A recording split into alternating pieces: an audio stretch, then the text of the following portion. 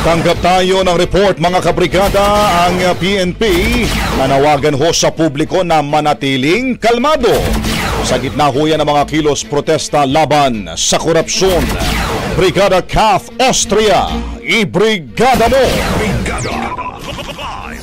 Nanawagan ang Philippine National Police sa publiko na manatiling kalmado, mapagmatiyag at sumunod sa batas kasabay ng mga idinaraos na kilos protesta kontra sa korupsyon sa iba't ibang bahagi ng bansa.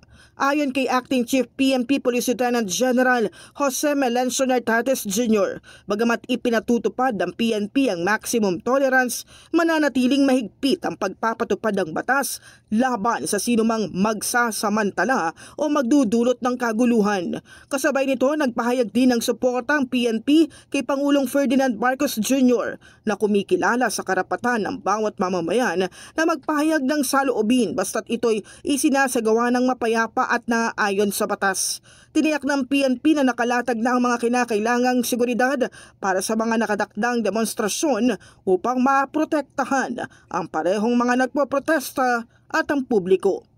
In the heart of changing lives, ako si Brigada CAF Austria ng 105.1 Brigada News FM Manila, The Music and News Authority. Brigada Balita Nationwide. Ang bahaging ito ay hatid sa atin ng Maxan Mangosteen Santon Coffee. Max Healthy, Max Sarap.